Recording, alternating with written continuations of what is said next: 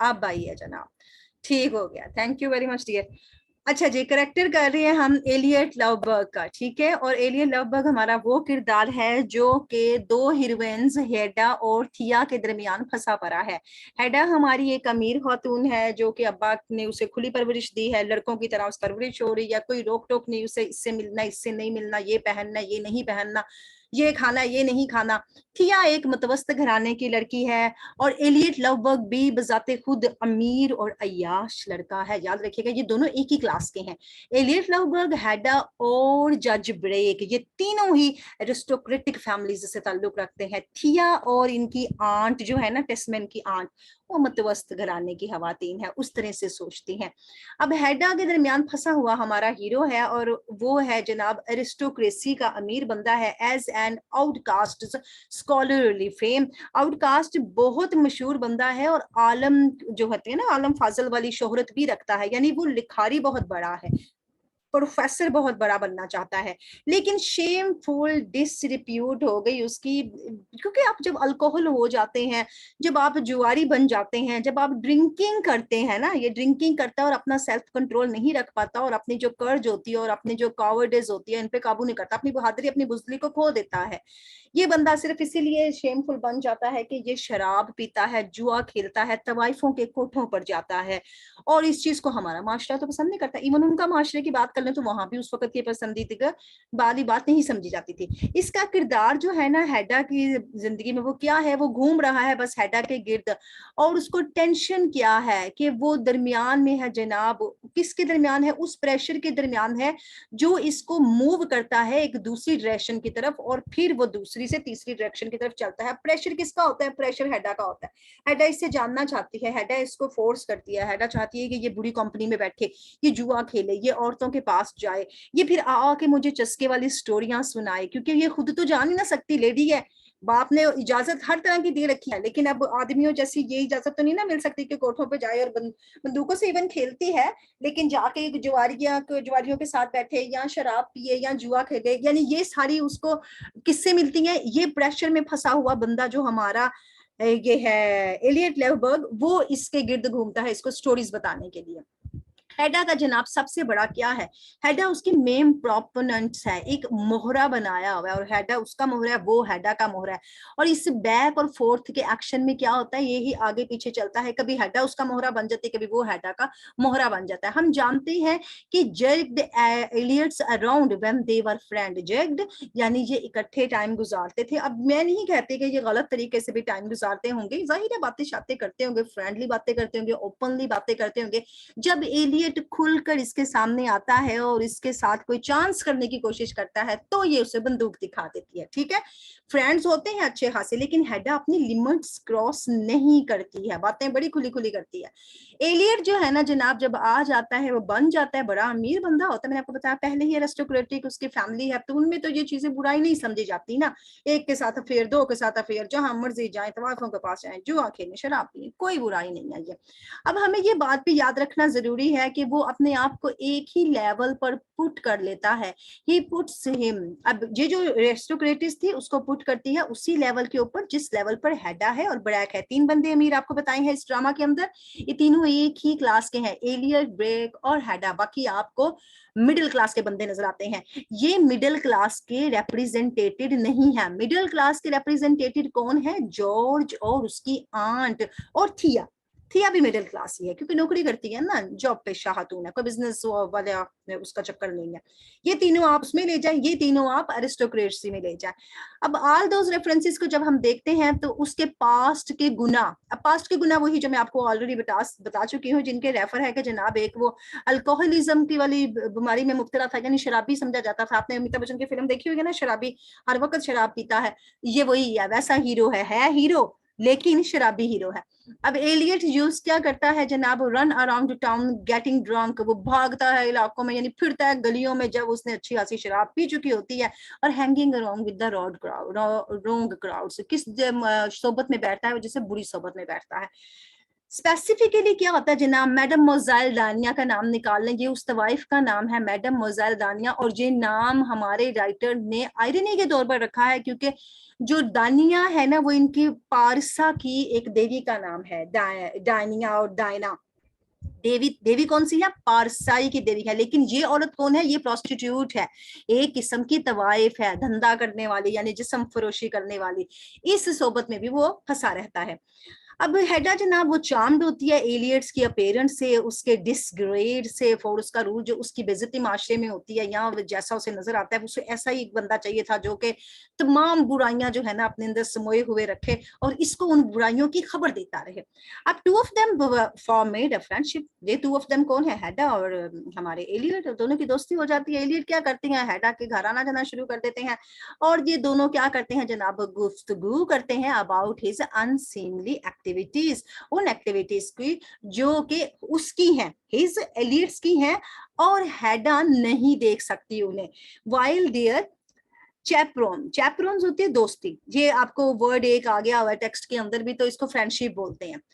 जनाब ओफन हेडा क्या करती है, उसके फादर आ जाते हैं, वो भी बैठ जाते हैं पार करके कमरे के अंदर, यानी कमरे के अंदर ही बैठे होते हैं और रेंज उनकी हियरिंग की नहीं होती, सुन नहीं सकते वो दोनों को ये दोनों बातें क्या कर रहे हैं, और able to keep an eye on them nonetheless. हाँ, दूर से बैठ के वो अखबार पढ़ते रहते हैं और देखते रहते हैं कि दोनों कोई गलत मलत हरकत तो नहीं कर रहे, बातें जो मर्जी करे, बाबा ने कान नहीं ना धरा और उस दिन हाइडन माइक शाइक भी नहीं ना होंगे कि वही लगा लेते। अब एलियट जो क्या करता है जनाब, wanted to come close to Hedda, Hedda के एक दिन वो करीब जाने की कोशिश करता है, हेडा रिफ्यूज कर देती है as a mark of her cowardness, और ये बताता है हेडा बुज़दिल है। हालांकि हेडा अपनी चस्टिटी की हिफाजत करती है, हेडा कोई बिकाऊ लड़की तो नहीं ना होती है, एक अमीर होती है, खुले खानदान की होती है, लेकिन वो रिफ्यूज कर देती है। किस वजह से? It would be quite a scandal, क्योंकि वो जानती है कि अगर वो कल को प्रेग्नेंट हो जाती है तो बाप का नाम बदनाम होएगा, उसका नाम बदनाम होएगा, अगर इसके तल्लुकात की कोई तस्वीर लीक हो जाती है या कोई और बात लीक हो जाती है तो बदनामी है ना। यानी औरत की वो हमें नुमाइंदगी कर रही है उसी माशरे के मुताबिक जिस माशरे के मुताबिक उसने हमें नुमाइंदगी करके दिखाना है कि यहाँ एक बुरी औरत है और एक बुरी औरत नहीं है। तो वो हेडा बुरी औरत नहीं है, इवन कि वो जनरल की डॉटर है मगर खुले माइंड की है।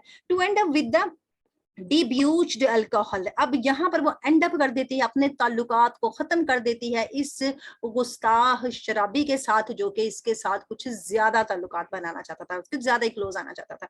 हेडा उसको धमकाती है कि वो शूट कर देगी एलियट को, लेकिन उसे शूट नहीं कर पाती, again because of her fear of scandal. अब वहां भी वो शूट करेगी तो क्या होगा? गोली इसकी गन से चलेगी, लोग बातें करेंगे कि क्यों हेडा तुमने इस बंदे को क्यों शूट किया।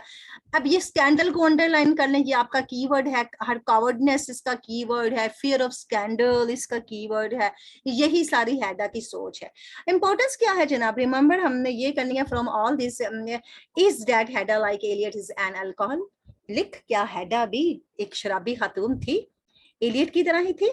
She likes the ideas, उसे आइडियाज वो पसंद थे, for all the repressions and destructions of society, उसे वो आइडियाज पसंद थे जो दबाव के थे, जो पाबंदियों के थे, जो सोसाइटी में पाए जाते थे, वो आइडिया वो सुनना चाहती थी। Someone like Eliot still exists according to his desires, और एलियट ही ऐसा बंदा था जो मैं आपको पहले बता चुकी कि उसका वजूद ही था जो कि वहां पर जाता था जहां उसकी ख्वाहिशें उसे लेके जाती थी और वो ही इसको सारी रिपोर्ट दे सकता था। अब थिया के कैरेक्टर पे चले जाते हैं। थिया हमारी क्या है जनाब? दूसरी तरफ देखते तो टोटली डिफरेंट स्टोरी है थिया के साथ, वो भी एलियट को लाइक करती है, वो सच्ची लाइक करती है, वो इसी इस्लाह करना चाहती है, इस स्कॉलर की वो तरमीम करना चाहती है, इस राइटर की और इस टीचर की वो अच्छी इस्लाह करना चाहती है। अगर हेडा का कैरेक्टर आता है तो आपने बहुत अच्छे अल्फाज में लिखना है, थिया और Hedda aren't fighting to get Eliot, वो इसीलिए नहीं लड़ती कि एलियट मेरा है और एलियट मेरी है, they are fighting for control of his destiny, वो सिर्फ फाइटिंग कर रही होते हैं कि उसकी किस्मत पर किसका कंट्रोल है, कौन एलियट को संवार रहा है, कौन एलियट को बिगाड़ सकता है। हेडा कहती है मैं एलियट को बिगाड़ सकती हूँ, आज उसको बिगाड़ू तो वो भी बिगड़ जाएगा क्योंकि उससे उसकी नेचर का बताया। थिया कहती है कि मैं उसे संवार सकती हूँ। दोनों ही दावेदार होती हैं कि हम डेस्टिनी पे कंट्रोल कर सकते हैं, लेकिन डेस्टिनी पे कंट्रोल तो कोई नहीं ना कर सकता। अब same story, he chooses the conformist lifestyle. अब ही कौन है हमारा दिस एलियट, वो कह लेता कि अब दफा मारो, अब जरा कंफॉर्मिस्टिस लाइफस्टाइल करो, आसान जिंदगी करो, अच्छी जिंदगी करो, रिफॉर्म्ड जिंदगी करो, शराबे शरूबों से जान छुड़ा लो। हमें यहाँ समझ आ जाती है कि Eliot doesn't reform of his own accord. अब ये पता चल जाता है कि एलियट अपनी मर्जी से तो रिफॉर्म नहीं होता ना, उसे तो वो औरत मोड़ती है तो वो उधर मुड़ जाता है, दूसरी मोड़ती है तो उधर चला जाता है।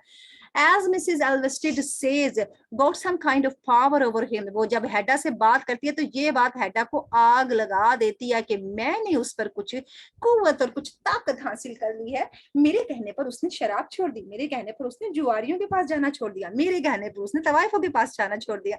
ये सारी बातें जब कहती है तो हेडा तो ये बर्दाश्त ही नहीं कर सकती। इवन ये जानती नहीं है ना, हेडा असल में एलियट्स को जानती है पहले से, और हेडा जानती है उसे। अब वो क्या कर देता है, वो गिव अप कर देता है ड्रिंकिंग, और उसको बहुत खुश रखता है। किसको? हमारी एल्वेस्टेड को, जिसका नाम थिया भी है। एलियट लेटर ऑन कंफर्म्स कर देता है जनाब अपने आप ही, I have lost all desires for that kind of life. जब हेडा उसे चाहती है कि जाओ और जाके शराब की पार्टी में पार्टिसिपेट करो, तो वो हेडा को कहता है कि मैंने ख्वाहिश छोड़ दी है इस किस्म की तमाम चीजों की अपनी जिंदगी के अंदर। He sage of his farmer wild behaviour, वो अपने फॉर्मर जो वहशियाना बिहेवियर होता है उसके बारे में कहता है, it's the courage and daring for life. वो कहता है कि हाँ उसमें हिम्मत थी, जिंदगी का सामना करने की ताकत भी थी। That's what she is broken in me, और ये सब कुछ वही था जो तुमने मुझे जिंदगी में ठूसा था। शी कौन है? हमारी हेडा, कि हेडा ने उसे वाइल्ड बना दिया था, उसका वाइल्ड बिहेवियर बना दिया था, लेकिन अब उसने सारी चेंज कर दिया। उसको कहती है कि तुम जाओ, जज ब्रेक पार्टी कर रहा है, शराब की एक दावत है, जाते क्यों नहीं? वो कहता है नहीं, मैंने सब कुछ छोड़ दिया है। फिर जब उसे बहकाती है ना कि थिया तो तुम्हारे बारे में शक करती फिरती आई है, वो तो कहती है कि जनाब कहीं वो किसी शराब की पार्टी में ना चला जाए, किसी तवाइफ के पास ना चला जाए। फिर इसका गुस्सा चढ़ जाता है, फिर कहता है अब जाऊंगा जज की पार्टी में, अब जो मर्जी कर लो थिया, लेकिन तुम्हें लेने मैं ही आऊंगा। तो बस वो लेने आना ही इसका क्या होता है, लेने ही नहीं आता, बस वो आखिरी मीटिंग होती है, चला जाता है और उसके बाद मारा जाता है। जनाब ये this rises an interesting point, लिहाजा यहाँ से इंटरेस्टिंग पॉइंट उठता है। मुझे ये पूरी फिल्म लगती है 1971 की, जिसमें पुरान विलन हो और राजेंद्र कुमार हीरो हो और उसके साथ हिरवन वजंती वाला लगा ले। अच्छा जनाब, रिलेशनशिप जब इनका चल जाता है वो करज और ड्रिंकिंग के दरमियान, जो अब ताल्लुक होता है ना, एक हिम्मत का ताल्लुक है और एक है शराब का ताल्लुक। अब वो कहती है कि तुम में हिम्मत है शराब पीने की तो तुम शराब पियोगे। यहाँ पर इंटरेस्टिंग पॉइंट्स आ जाता है ना, यहाँ पर वो कहता है मैंने नहीं पीनी शराब, मैंने नहीं पीनी, लेकिन जब वो उसे आग लगाती है ना, जलाती है, कि थिया तो समझ रही थी कि तुम यहाँ शराबे पीने आए हो, तुम यहाँ अय्याशी करने आए हो, फिर वो शराब पी लेता है और मंगवाती भी जानबूझ के 2 गिलास है। वो जानती है थिया शराब नहीं पिएगी, लेकिन वो मंगवाती है, अपने हस्बैंड को कहती है बना के लाओ 2 शराब के गिलास, वो बना के लाता है, तो कहती है थिया ने तो नहीं पीना, तो थिया को कहती है रहने दो कोई बात नहीं, एलियट के लिए रखा होता है ना असल में, उसने आग जो लगानी होती है। हम जानते भी तो है ना कि हेडा सोचती है कि एलियट जो है ना उसमें हिम्मत है, और जब वो पीता है तो वो cowardly when he is not even Eliot feels same way, क्योंकि उसको जानती है कि जब वो पीता है ना तो फिर वो वैसा एलियट नहीं रहता है, फिर वो जो है ना कावर्डली बुजलों की और वो हदूद पार कर देता है कि वो हम देखते हैं कि वो लड़ाका भी हो जाता है, वो गुस्ताख भी हो जाता है, वो गुस्सीला भी हो जाता है, उसमें इतनी हिम्मत आ जाती है शराब पीने के बाद वो कत्ल करने पे भी तैयार हो जाता है। ऑलमोस्ट रिजेंट, वो तो तकरीबन इनकार ही कर देता है कि मुझे नहीं पीनी। What is essentially his domestications on the part of Mrs Elvsted. वो कहता है कि मैं उसके घर रहता था और ये उसका तकरीबन दिली ताल्लुक हो गया उससे, कि जिसे कहते हैं घरेलू गहराई वाला ताल्लुक हो गया एल्वेस्टिस के साथ, तो शी इज ब्रोकन, वो टूट जाएगी। और उसकी करेज और उसकी डेयरिंग, अब इसकी किसकी? एलियट की ही हिम्मत है और एलियट की ही डेयरिंग है कि वो अपने आप को बचाता है या अपने आप को डुबोता है। लेकिन हेडा कामयाब हो जाती है उसकी डेस्टिनी को कंट्रोल करने में, जब वो इसे शराब पिलवा देती है। फिर ये पार्टी में जाता है, पार्टी में भी रज के शराब पीता है और फिर आपे से बाहर हो जाता है। और सबसे बड़ी बात कि अपना मसवदा अपने साथ ले जाता है, मैन्युस्क्रिप्ट्स, और वहां खो देता है, नशे में जो होता है गिर जाता है ना वो।